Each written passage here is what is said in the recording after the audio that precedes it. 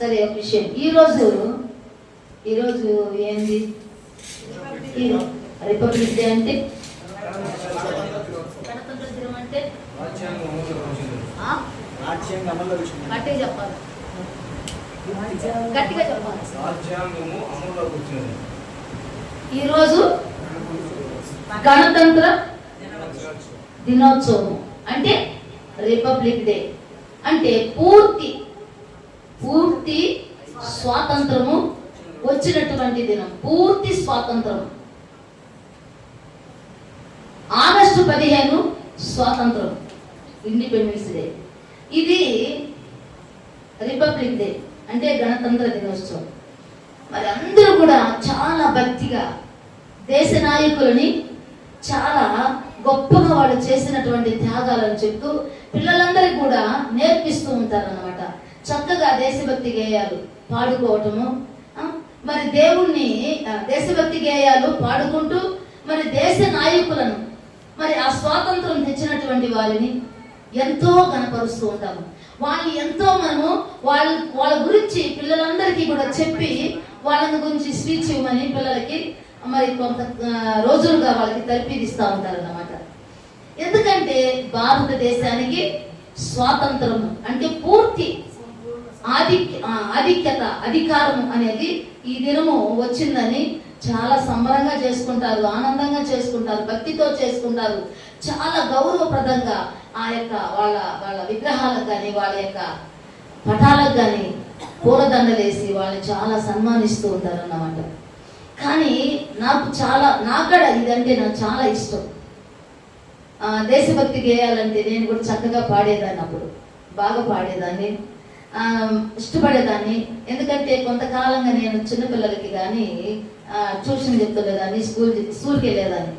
ఇట్లా బిడ్డలకి అవి నేర్పించి వాళ్ళకి చక్కగా పాటలు నేర్పించడము, వాళ్ళకి చక్కగా దేశభక్తి గేయాలు నేర్పించడము, అవన్నీ కూడా ఏవైతే మనకు ఆనందాన్ని ఇస్తాయో అవన్నీ కూడా పిల్లలకి నేర్పించేదాన్ని అన్నమాట. నేను కూడా బాగా సంతోషించేదాన్ని.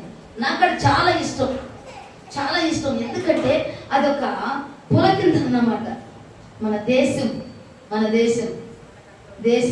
అని మన భారతదేశానికి స్వాతంత్ర దినం, ఇది రిపబ్లిక్ డే అని చెప్పేసి పిల్లలందరినీ కూడా జెండా కట్టుకొని ఇక్కడక్కడ ఈ మన మందిరంలో కూడా ఎన్నోసార్లు పిల్లలందరం కూడా జెండా ఎగరేస్తున్నాం అన్నమాట.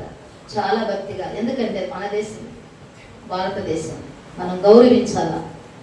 ఇచ్చినటువంటి మనకి ఈ యొక్క స్వాతంత్రాన్ని ఇచ్చినటువంటి నాయకులు, వారిని మనము సన్మానించాలా, వారిని మనము గౌరవించాలా.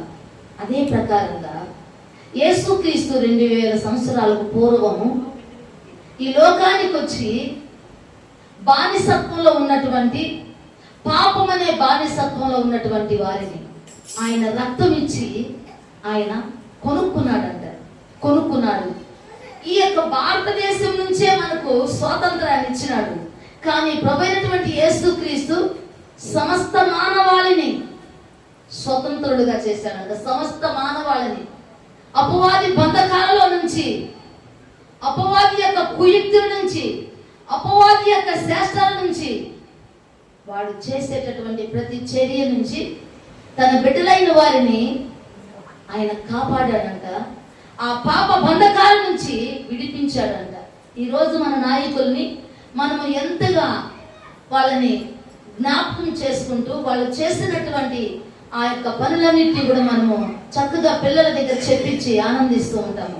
అదేవిధంగా యేసుక్రీస్తు సమస్తము అంటే ఒక భారతదేశానికే కాదు, ప్రపంచం ఎక్కడ ఏ మారుమూల గ్రామంలో ఉన్నటువంటి వారైనా అందరికీ రక్షణ కలుగజేసినటువంటి దేవుడు,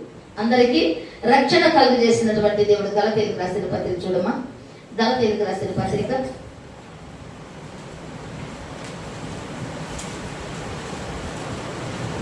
5వ అధ్యాయం 1వ వచనం. ఈ స్వాతంత్రం అనుగ్రహించి క్రీస్తు మనలను స్వతంత్రులుగా చేసి ఉన్నాడు కాబట్టి మీరు స్థిరముగా నిలిచి మరలా దాస్యమను కాడి క్రింద చిక్కుకొనకుడి. చాలమ్మా, ఇక్కడ దాస్యం అనే కాడి కింద చిక్కుకొనకుడి అన్నాడు. దాస్యం అనే కాడి అంటే పాపం ఉన్నటువంటి బంధకాల్లో నుంచి మీరు విడిపించబడ్డారు. మరలా మీరు ఆ కాడి కింద చిక్కుకోవద్దు, మరలా వెనుక తిరగొద్దు, ఆ పాప బంధకాలలోకి మళ్ళా మీరు వెళ్ళకూడదు అని ఆయన పూర్తి స్వాతంత్రాన్ని మనకి ఇచ్చినట్టుగా మనం చూస్తున్నాము. అదే విధంగా అదే అధ్యాయంలో 13వ వచనం చూడమా. సహోదరులారా, మీరు స్వతంత్రులుగా ఉండుటకు పిలువబడితిరి.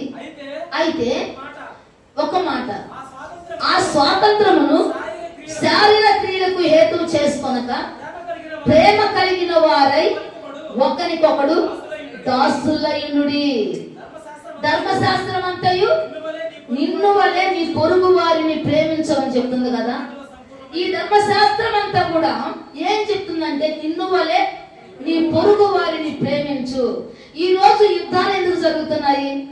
ఈ రోజు అనేక చోట్ల అనేక విధాలుగా రాజకీయాలు జరుగుతున్నాయి, అన్యాయాలు జరుగుతున్నాయి, ఒకరి మీద ఒకరికి ద్వేషాలు, కక్షలు, కుట్రలు, కుతంత్రాలు, ఎంతో భయానకమైనటువంటి పరిస్థితుల్లో ఉన్నాము. ఈరోజు పరిస్థితుల్లో ఉన్నాము.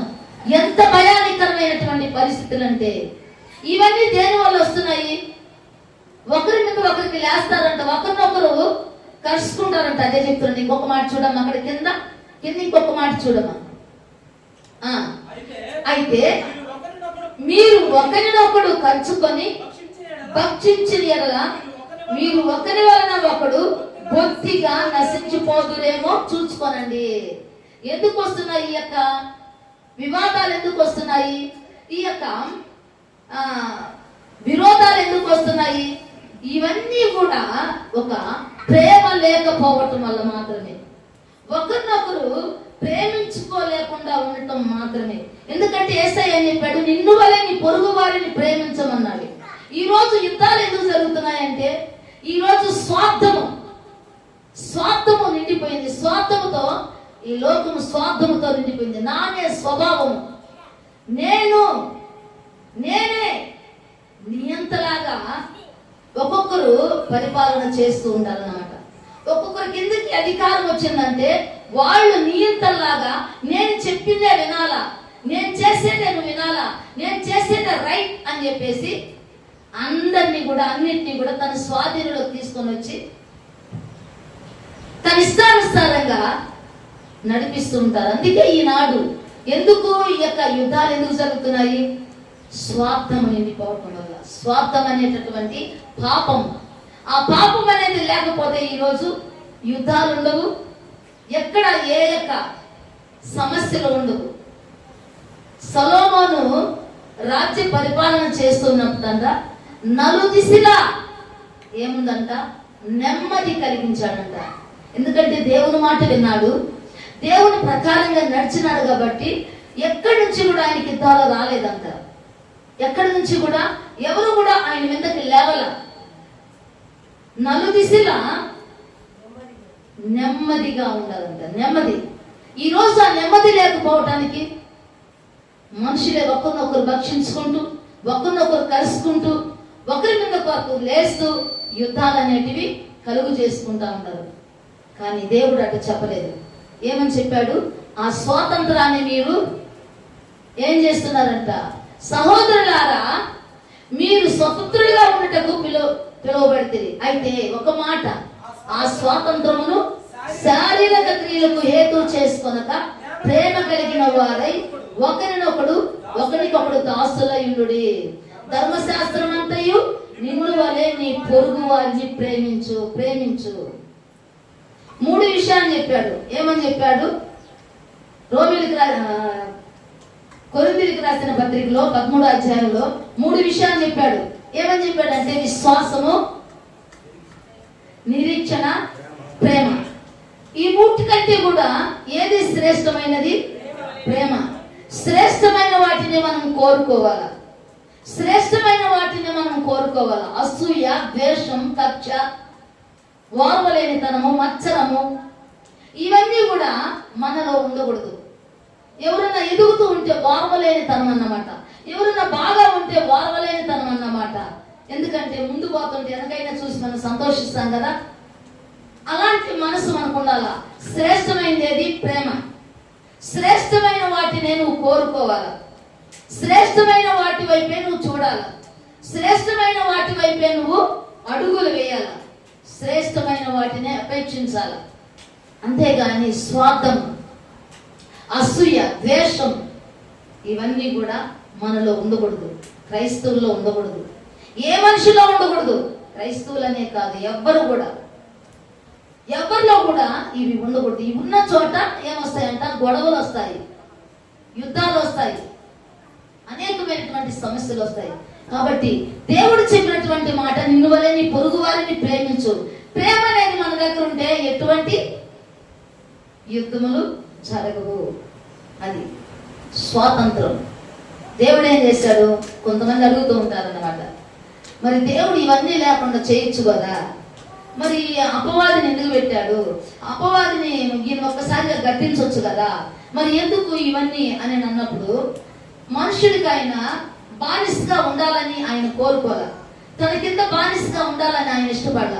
నా కుమారుడు స్వతంత్రంగా ఉండాలా, అన్ని నిర్ణయాలు స్వతంత్రంగా తీసుకోవాలా అనుకుంటే, ఈరోజు మానవులు ఏం చేస్తున్నారంటే వాళ్ళ ఇష్టానుసారమైనటువంటి నిర్ణయాలు తీసుకుంటూ వాళ్ళ మనసుకు నచ్చినట్టు వాళ్ళు ఈరోజు ప్రవర్తించి మరి అనేక చోట్ల అనేక విధాలుగా అల్లకల్లోలాలు సృష్టిస్తూ, అనేకమైన అక్రమాలు చేస్తూ, అనేకమైన అన్యాయాలు చేస్తూ, సమాధానం లేకుండా ఒకరినొకరు ఖర్చుకుంటూ భక్షించుకుంటున్నారు. అది వద్దని మరి మన నాయకులు, అంటే ఈ యొక్క స్వాతంత్రాన్ని తెచ్చినటువంటి నాయకులు యేసుక్రీస్తు మాటలే వాళ్ళు తీసుకున్నారు. గాంధీ తాత ఏ వాక్యం తీసుకున్నాడు? గాంధీ మహాత్ముడు ఏ వాక్యం తీసుకున్నాడు? నిన్ను ఒక చెంప మీద కొడితే ఇంకొక చెంప తిప్పమన్నాడు. అది వాక్యము. యేసయ్య చెప్పినటువంటి మాట తీసుకున్నాడు ఆయన. ఆ మాట పట్టుకున్నాడు ఆయన.